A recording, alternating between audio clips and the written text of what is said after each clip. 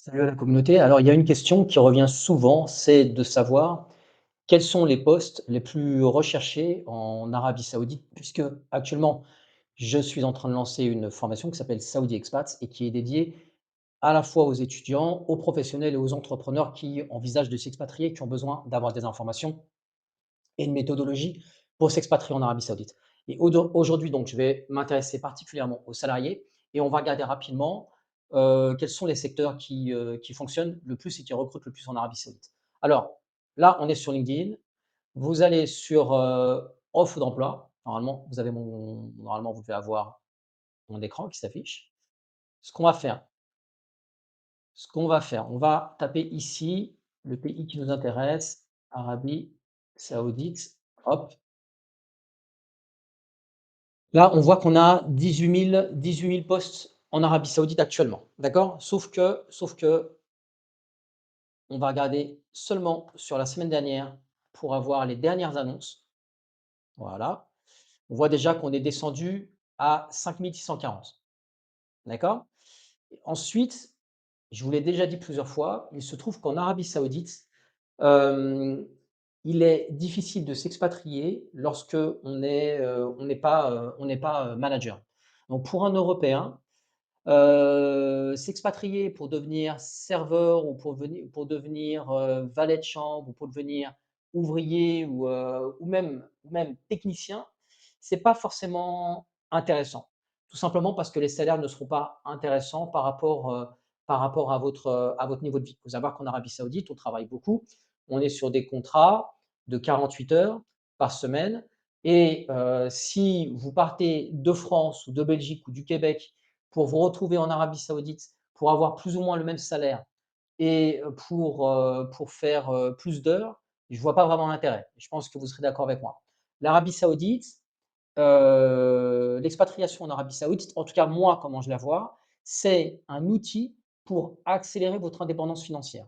Ça veut dire que sur 5 ans, sur 10 ans, sur 15 ans, vous allez pouvoir mettre beaucoup d'argent de côté et pour ça, il faut avoir une stratégie.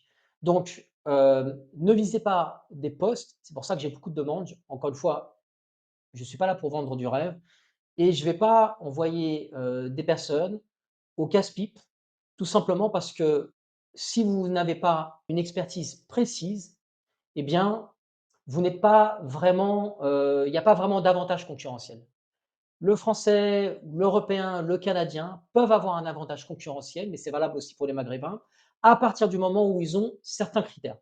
Alors, dans la formation Saudi Expats, je vous propose un tableau et en remplissant ce tableau, vous pouvez déterminer votre taux d'employabilité et la facilité, le temps qu'il vous faudra pour trouver un job en Arabie Saoudite. Mais là, très rapidement, si je devais résumer, le bon profil pour trouver un boulot d'expatrié en Arabie Saoudite, pour moi, un boulot d'expatrié, ça veut dire avoir un poste de manager, ça veut dire avoir la possibilité de partir en vacances une fois par an pendant 30 jours. On va vous offrir le billet aller-retour. Ça veut dire avoir votre logement qui est payé. Ça veut dire avoir une sécurité sociale internationale qui est payée.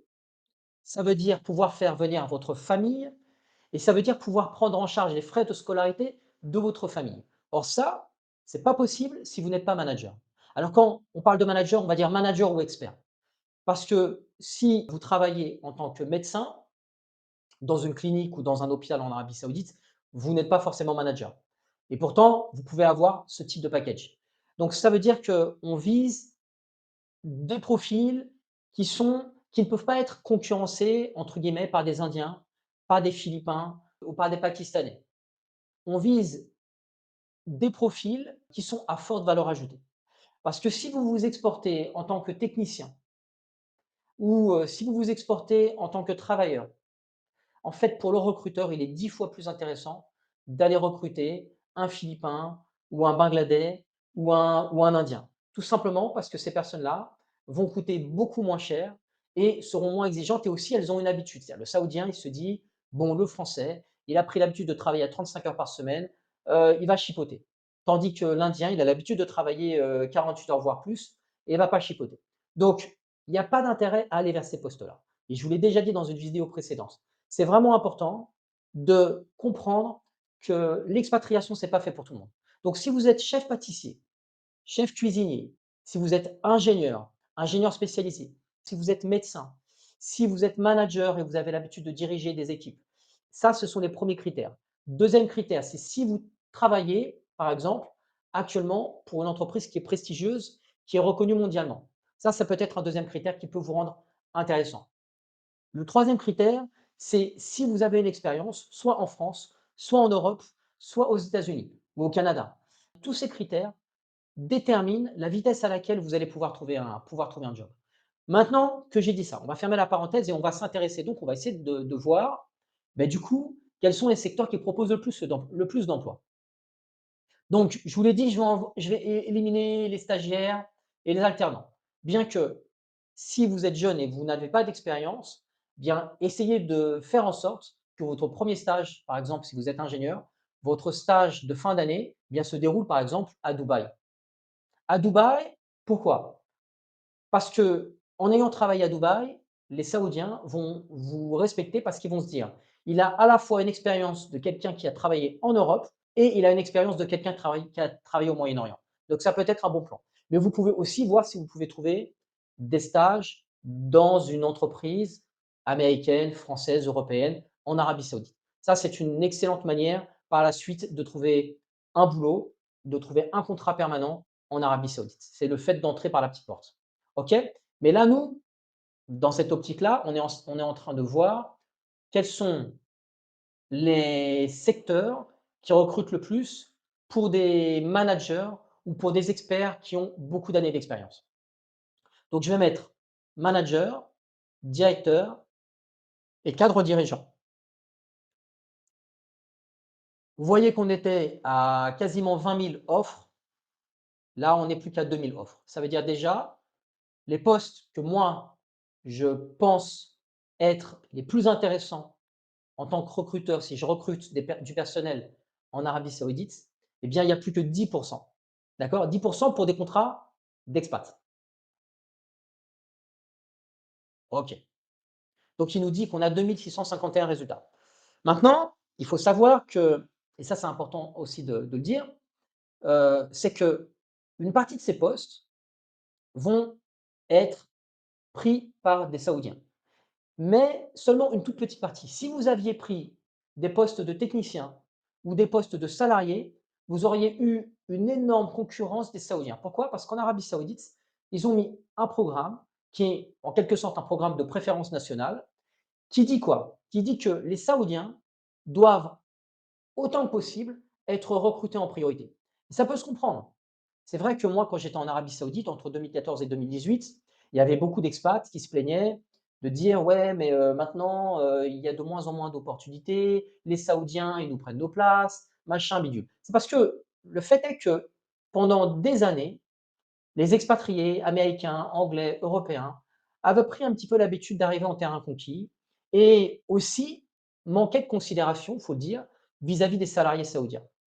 Et les entreprises aussi considéraient que les Saoudiens étaient paresseux, n'étaient pas productifs.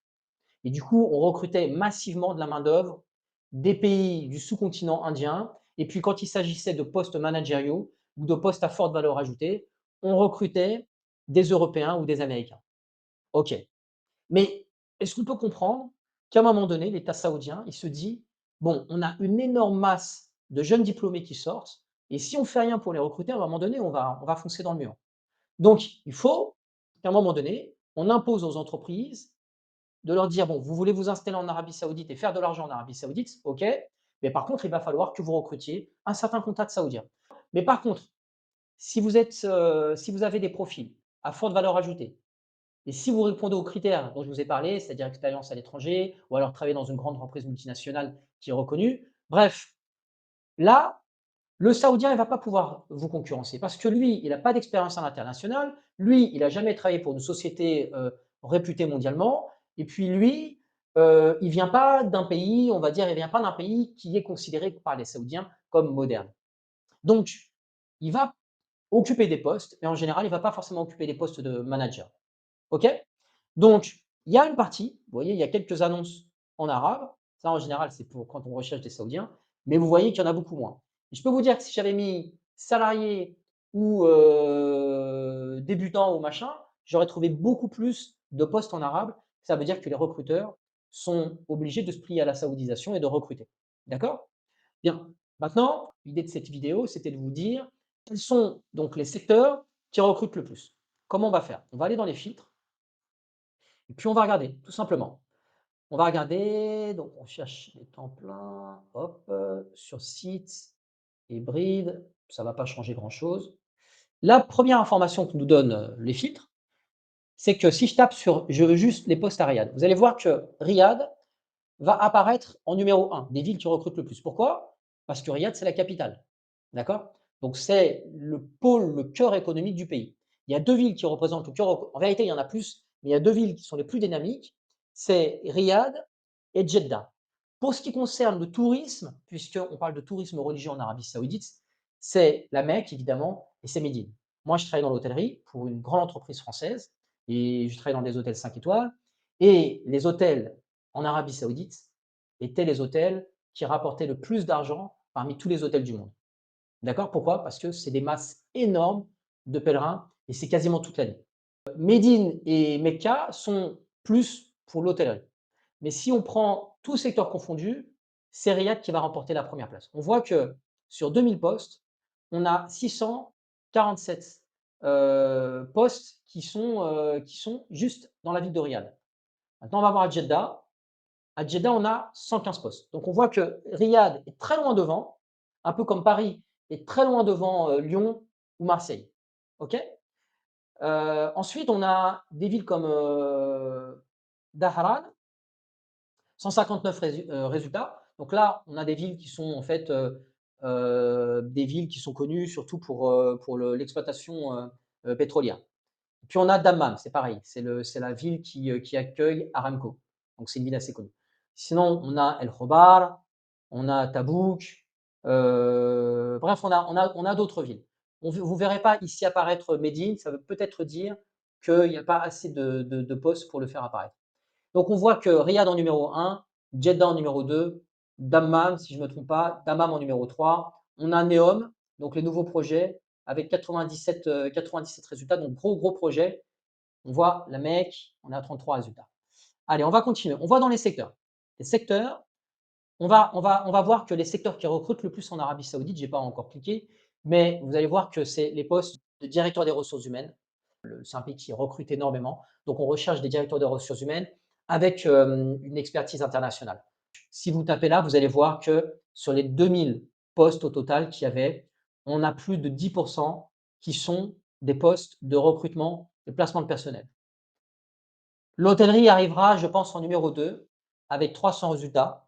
Donc l'hôtellerie, vous savez que l'Arabie Saoudite, il y a donc 2 gros pôles qui sont le Mecca et Médine et puis il y a plein de projets actuellement justement à NEOM qui sont des projets hôteliers qui vont, révolutionner le pays. Bon donc on voit que c'est 297. Ensuite, on a les technologies de l'information, juste en dessous d'hôtellerie, avec 242 postes, on est à plus de 10%. Tout ce qui est consulting et services SS2I, SS2I, on est à 166. Industrie pétrolière, on a 137. Donc, il y en a qui pensent que l'industrie pétrolière, c'est la première à recruter. Non, non, non. L'industrie pétrolière, c'est le numéro 2 à recruter. Il faut savoir que dans l'industrie pétrolière, il y a beaucoup d'employés et il n'y a pas tant de managers que ça. On sera là sur des postes d'ingénierie, hein. Conseil aux entreprises, 93. Construction, 80. Ingénierie, IT et compagnie, 19. Service de recrutement des cadres. Donc si on cumule les deux là, si on dit que ça, tout ça, c'est les ressources humaines, on est quand même à 445. 445, ça fait plus de 20% des postes, un poste sur 5 qui est un poste dans les recrutements et les ressources humaines. Donc les personnes parmi vous qui encore une fois répondent aux critères dont j'ai parlé et qui travaillent dans ces domaines-là, il y a de grosses opportunités pour vous en Arabie Saoudite. Les personnes qui parmi vous travaillent actuellement dans l'hôtellerie, mais pas dans des postes de serveur, pas dans des postes de valet de chambre. Je suis désolé, mais je suis obligé de le dire. Je préfère vraiment être clair et encore une fois, je ne veux pas vous vendre du rêve. L'idée, c'est pas de vous faire payer ma formation et puis après que vous ne trouviez pas de poste. Ça ne m'intéresse pas de faire de l'argent sur du court terme et pour à la fin que vous soyez déçus. À mon avis, les profils qui vont paraître le plus donc dans les fonctions, on a énormément dans technologie de l'information, On va avoir dans les ventes, beaucoup à mon avis, ouais. Donc là, si on prend les 2 là, on a 50 dans les technologies de l'information et 50 dans les ventes. C'est 2 trucs. Et ensuite, on aura des postes de gestionnaire, de manager. Ça, c'est les postes de manager. Ensuite, en ingénierie industrielle, donc tout ce qui est construction, les équipements, la machinerie et tout ça, on est quand même à plus de 10. Développement commercial, pareil, on est à plus de 10, on est autour de 15. Vous voyez? Chef de parti, encore une fois, c'est pas la peine, ça devrait même pas apparaître là. Si moi j'ai un hôtel 5 étoiles, on parle là pour des contrats d'expat avec tous les bonus, les allowances, le logement de fonction, machin, je vais pas prendre un chef de parti pour un contrat d'expat. D'accord? Si on parle des expats, je vais prendre un chef cuisinier, un chef pâtissier, un chef boulanger. Ça, pour ces postes-là, si j'ai un gars qui a travaillé avec une grosse expérience ou quelqu'un qui a déjà travaillé pour de gros restaurants, parce qu'on parle de gros volumes généralement en Arabie Saoudite, on parle de gros hôtels, ben ouais, là, j'ai besoin d'un chef et je suis prêt à le payer 6 000, 7 000, 8 000 euros, plus l'appartement. Mais par contre, pour un chef de partie, non, ça ne m'intéresse pas. Donc, vous voyez, chef cuisinier, chef de cuisine, ça apparaît 2 fois. C'est parce que ce sont des postes qui sont très recherchés. Et évidemment, nous, en tant que Français, bah, on a beaucoup d'opportunités. Donc voilà pour la vidéo. J'espère que cette vidéo vous a apporté quelque chose. Je vous mets en lien une promo de 30 de réduction sur ma formation Saudi Expat à saisir. Vous cliquez sur le lien, vous aurez un code qui vous permettra d'avoir 30 de réduction sur ma formation. Allez, ciao, à très bientôt et puis bonne chance pour le projet d'expatriation.